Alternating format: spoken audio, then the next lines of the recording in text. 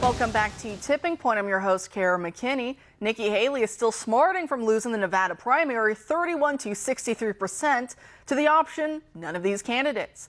So she's now accusing President Trump of rigging the primary, which is hilarious to me. She claims Trump was in cahoots with the state's GOP chairman in order to create a separate caucus. But the state has always had caucuses. It wasn't until after the election year of 2020 that the state legislature decided to switch to a primary system instead. The idea being that it's easier for voters to cast ballots in a primary than it is for them to show up in person at a specific date and time to caucus. But state Republicans never really liked the idea of switching to the primary system. So they left that program in place to be run by the state, but they continue to finance out of their own party pocketbook a caucus, which is where the 26 delegates will be assigned from to the winner.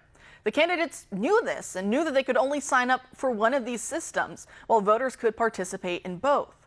So what exactly was rigged, Nikki? You knew this all along. It seems more like Haley knew Trump would destroy her in the caucus because he's great at drawing out voters in person, so she decided to only sign up for the primary, not realizing that he would beat her there too, at least in my mind, under the category none of these candidates. Hence why she is even more sour than normal. I think she thought that she would at least win the primary without President Trump appearing on that ballot with her, but obviously that didn't end up happening.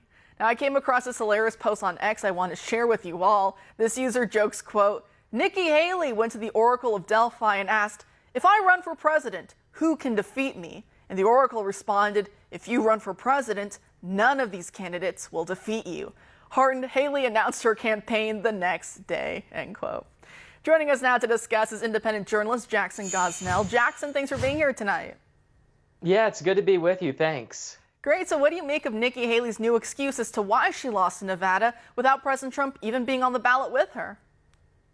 Well, it's really interesting. You know, she's claiming that this is rigged, but I've heard reporting that it was her team not wanting to spend around $55,000 to take part in this. And again, she alleges that it's rigged for Trump due to the Republican Party chair there and so forth. And so all of this has just been kind of really interesting because she lost to the none of these candidates option, which is a major slap in the face for Haley. It's important to note that voters can participate in both the primary and the caucus. So perhaps this was a lot of Trump supporters maybe voting in the primary to send a clear signal that they don't want her to be the Republican nominee. And she still claims that she's going to stay in this race through South Carolina. I'm in South Carolina. She's had a number of events here in recent days. President Trump is expected to come this weekend for one event. But does he really need to do a bunch of events here? Probably not, because he has such a wide lead in all the polls here in South Carolina. But nonetheless, Nikki Haley has vowed to stay in the race through Super Tuesday, saying she needs to do better. But with the Nevada upset, which her team is really just pushing to the side as not an upset, even though perhaps it is, there's growing questions on whether or not she's going to stay in, and if so, for how long.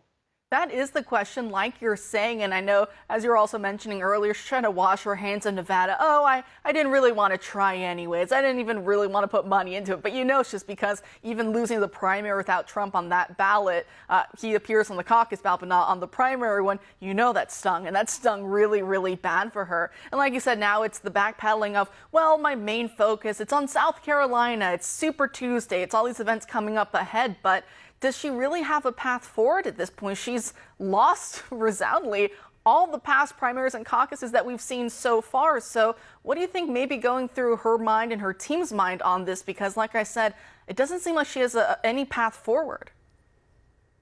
You know, I was at a campaign stop here in South Carolina last week, and from what I gathered, both she and her staff truly believe that there is a path forward.